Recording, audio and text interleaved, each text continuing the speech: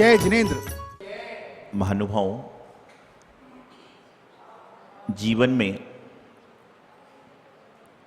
दो बातें बहुत ज़्यादा हमारे साथ में चलती हैं। एक है पूछ और दूसरा है पूछना। वहाँ मेरी पूछ नहीं हुई, वहाँ मुझसे पूछा नहीं गया। वैसे तो पूछ किसकी होती है? वैसे तो पूछ होती है जानवरों की, इंसान की नहीं। लेकिन इंसान की पूछ नहीं है, लेकिन उसके बाद भी क्या हो रहा है कि इंसान इस तरह से कार्य कर रहा है, इस तरह से कार्य कर रहा है, इस तरह से कार्य कर रहा है कि उसको हर जगह क्या चाहिए? अपनी पूछ चाहिए। और मैं तो अक्सर एक बात कहता हूं कि यदि इस संसार में समस्या बढ़ रही है तो पूछ और मूछ के कारण, कि मेरी मूछ का सवाल है, मेरी पूछ का सवाल है। और पूछ और मूछ के चक्कर में इंसान इतना घबराया हुआ है, इतना परेशानी में है कि मेरी पूछ नहीं हुई, उसने मुझसे पूछा नहीं। अरे भाई, ये तो पूछो, जानकारी तो करो कि पूछ और पूछना ये कहां पर अनिवार्य है,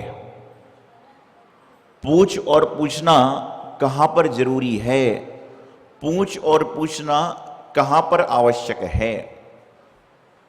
पहले चलते हैं पूछ के बारे में। आप मंदिर में आ रहे हो, गुरु दर्शन के लिए आ रहे हो, किसी समाज में जा रहे हो, शादी में जा रहे हो, पार्टी में जा रहे हो, और अपनी ससुराल जा रहे हो, अपने मामा के यहां जा रहे हो, अपने चाचा के यहां जा रहे हो, तो आप मुझे बताइए कि आप जब व्यक्ति घर से निकलता है तो उसके मन में पूछ मेरी होगी, ये मन में कहां पे भाव आता है?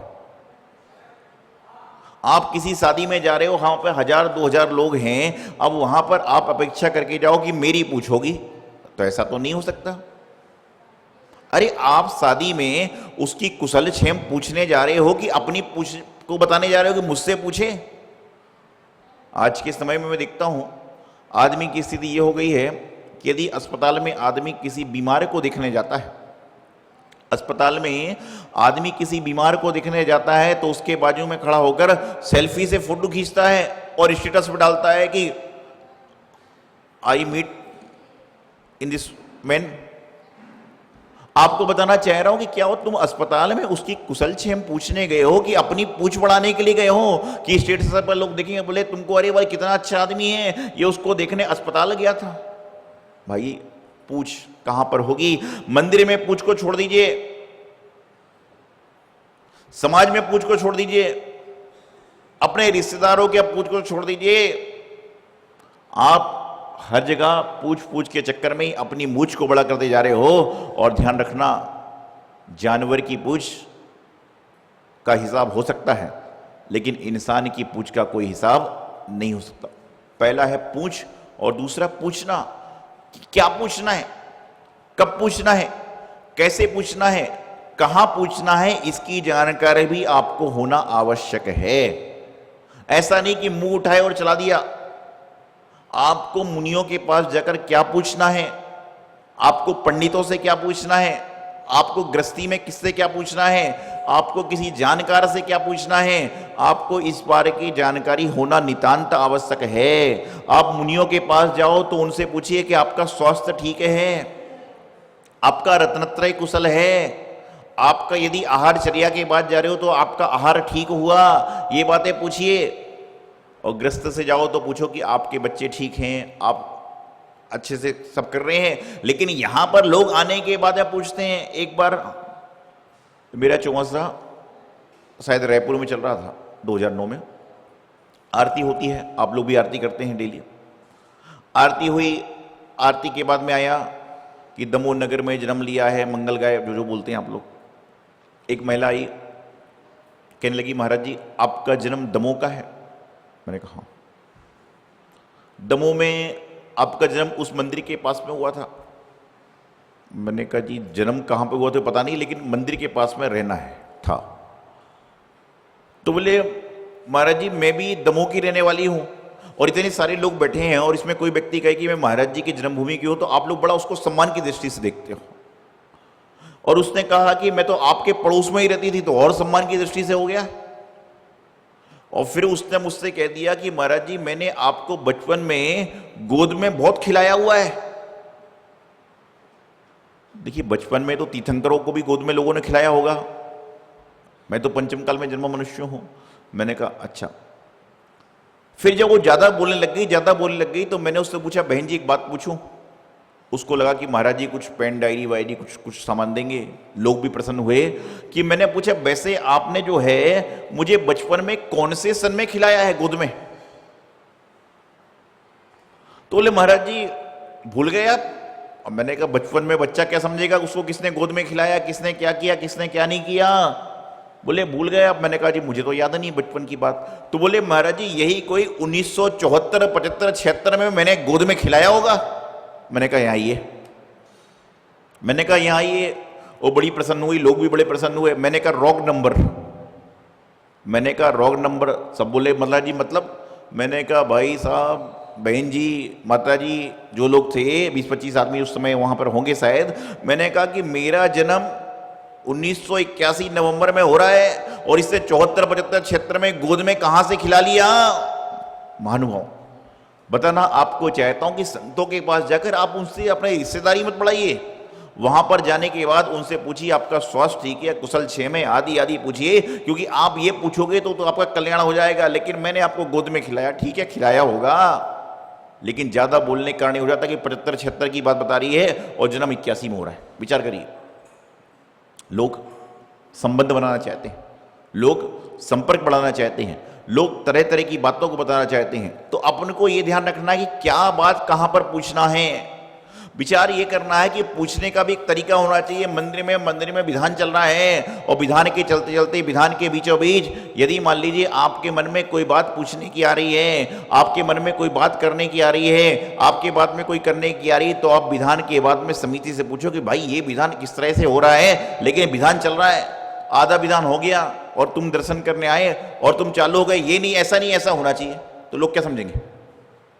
मंदिर जी में विधान चल रहा है, पूजा पाठ चल रही है, प्रवचन चल रहा है, आप बीच में खड़े हो जाओ कि ये ऐसा नहीं ऐसा होना चाहिए, तो लोग क्या समझेंगे बताइए मुझे आप।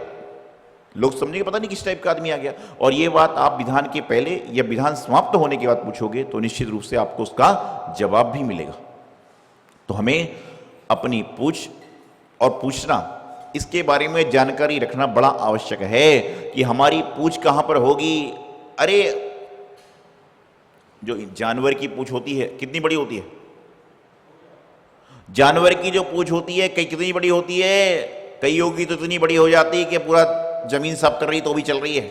तो ध्यान रखना, जो पूछ के चक्कर में रहेगा उसके साथ में ये होगा कचरा साफ करना पड़ेगा।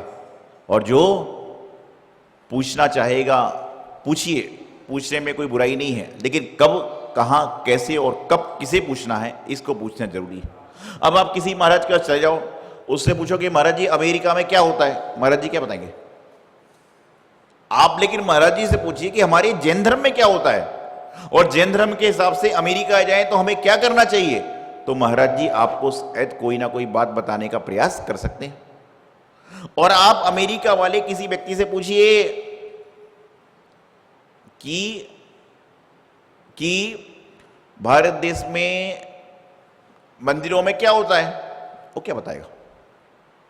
आप अमेरिका वाले से ये पूछो कि मंदिर में भारत देश में जाने के बाद में कैसे रहना चाहिए, तो अमेरिका वाला आपसे सलाह देगा। लेकिन हम लोग ये करते हैं, पूछ रहे हैं, लेकिन क्या पूछ रहे हैं पता ही नहीं है। क्योंकि हम लोग क्या कर रहे हैं, समय को निकाल रहे हैं, समय को पास कर रहे हैं। मैं हमेशा कहता हूं ऐसा लिखो, ऐसा पढ़ो, ऐसा करो कि कम से कम जो लोगों के लिए आदर्श बन जाए, अनुकरणीय बन जाए, चिंतन का विषय बन जाए।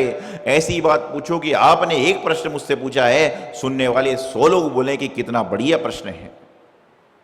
आप ऐसी बात पूछिए ना। आप पूछिए कि हमारा श्रावकों का कल्याण कैसे हो, इस पर उपदेश दीजिए, आपको कल्याण की बात मिलेगी। लेकिन आप पूछ रहे हो कि महाराज जी मेरे घर में शांति कैसे आएगी, मेरे घर के झगड़े कैसे समाप्त होंगे। अरे भाई मैं कोई वकील हूं, आप आके बात कर रहे हो और ये बात पूछने में किसी को इंटरेस्ट नहीं है। हर पड़ोसी के घर में समस्या है, हर पड़ोसी के व्यापार में समस्या है, हर आदमी क्या कोई ना कोई बीमार है। आप ये पूछो कि हमारे यहाँ पर जो है मन की शांति कैसे हो, तो इसका उपाय है।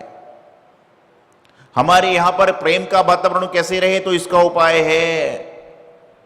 लेकिन आप क्या करते हो, बस मेरे यहाँ पे ये हो रहा है, मेरे ये नहीं हुई, मेरी वो नहीं हुई, इसकी शादी नहीं हुई, उसका संबंध नहीं हुआ। अरे ये सब पूछे महाराज से सिर्फ आशीर्वाद लो कि भाई सुख शांति बनी रहे। आप ये सब क्यों पूछते हो? पूछने का हिसाब होना चाहिए। आप किसी बुजुर्ग आदमी के पास जाओ, ठीक है, गूगल के माध्यम से आदमी 2 साल का बच्चा भी 200 साल पुरानी बात जान सकता है, लेकिन आप किसी बुजुर्ग आदमी के पास जाओ तो उससे ये पूछना कि बाबा जी आप अपने जीवन के अनुभव सुनाइए, उसको सुनाने में आनंद आएगा। लेकिन आप बुजुर्ग आदमी के पास में जाकर कहते हो कि बाबा जी 5 साल पहले जो कंपनी ने साबुन निकाली थी उसके बारे में आपका क्या विचार है, वो क्या बोलेगा बेचारा? अरे आप उससे पूछिए कि जब आप अपने जमाने में, पहले के जमाने में, आज से 25-30 साल पहले एक साबुन चलती थी। कौन सी थी? नहाने की साबुन, लाइफ बॉय, हो सकता है अभी चलती हो। तो पहले के जमाने में चलती थी टाटा चाय, ताजा चाय, तमाम चलती करती थी, लाइफ बॉय चलती थी। तो मैं आपको बताना चाह रहा हूं, उससे आप लाइफ बॉय के बारे में बात करोगे तो वह समझ जाएगा, लेकिन आप उससे पता नहीं कौन सी नए जमाने की साबुन की बात करोगे तो क्या बताएगा। इसलिए पूछो किससे, जो उस फील्ड का तो आदमी हो। मुझे आप बताइए कि कोई व्यक्ति रसोईया है, कोई व्यक्ति होटल का मालिक है, और उससे तुम जाकर पूछो कि भाई ये बताइए कि मैथ्स का सब्जेक्ट कैसे सॉल्व किया जाए, तो क्या बताएगा आपको? वह पाक विद्या में निपुण है। आप उससे पाक विद्या की बात करोगे, भोजन की बात करोगे, तो वह आपको उसका जवाब दे सकता है। लेकिन यदि आप जो है उससे गणित की सवाल की बात करोगे तो नहीं हो सकता। और जो व्यक्ति गणित का जानकार है उसके सामने जाकर आप भोजन की बात करोगे तो कैसे चलेगा? तो आपको इतना विवेक स्वयं को रखना है कि हमें अपने जीवन में कहां, किससे, कब, कैसे पूछना है, उसको पूछोगे तो आपके जीवन का कल्याण होगा। क्योंकि ये जिंदगी बार बार आपको मौका नहीं देती। हो सकता है कि पूछने का अवसर आपको मिले और एक बार मिले, उससे क्या होगा कि आपको जिंदगी बार बार पूछने का मौका नहीं देगी, क्योंकि जिंदगी में धोखे कम, धोखे ज्यादा और मौके कम हैं। जिंदगी में मौके कम मिलते हैं और धोखे ज्यादा मिलते हैं, और धोखे के साथ में आपको रहना भी पड़ता है। आप महिलाएं जो घर में भोजन बनाती हैं, सब्जी को कैसे बनाते हो? जब सब्जी बनाते होगे, या आप लोग बनाते नहीं तो आपका काम वाली बनाती होगी, तो कैसे बनाते हैं? धोखे बनाते कि नहीं? तो जिंदगी में धोखे की शुरुआत ज्यादा है। चाहे सब्जी हो, चाहे फल हो, चाहे कुछ भी हो, आपको धोखे खाना पड़ता है। तो जिंदगी में मौके कम और धोखे ज्यादा मिलते हैं। हर इंसान धोखा देने को तैयार खड़ा हुआ है, मौका देने को लोग तैयार नहीं है। इसलिए ऐसी बात को पूछो कि जो हम पूछ रहे हैं वो लोगों के लिए उपयोगी हो। अब महाराज जी के पास आके पूछते हो कि महाराज जी आपने बचपन में कौन कौन सी जगह के मंदिर के दर्शन किए थे तो मन प्रसन्न होता है। और आपने पूछा कि बचपन में आपने कौन कौन से खेल खेले थे, वो भी बताता हूं, लेकिन बात बता रहा हूं कि आप पूछिए, मंदिर की बात पूछोगे तो काम आएगा। जो आपका बेटा कर रहा था वही तो हमने बचपन में किया है, जो आपका पड़ोसी कर रहा था वही तो हमने किया, उसमें हमने नया क्या कर लिया बचपन में। लेकिन बचपन में आप उससे पूछिए कि बचपन में आपने पहली बार किसको आहार दिया था, बचपन में आपने सबसे पहली स्तुति कौन सी याद करी थी, बचपन में 2400 भगवान के नाम आपको किसने याद कराए थे। तो ये आपके सम्यक्त को मजबूत करेगा, आपकी व्यवस्थाओं को मजबूत करेगा, आपके जीवन का कल्याण करेगा। तो हमें ये जानकारी रखना है कि पूछ और पूछना कहाँ पर हो, कैसे हो, और अपने जीवन कल्याण करें। इति अल्पम। आचार्य गुरुदेव सिद्धांत सागर जी महाराज के।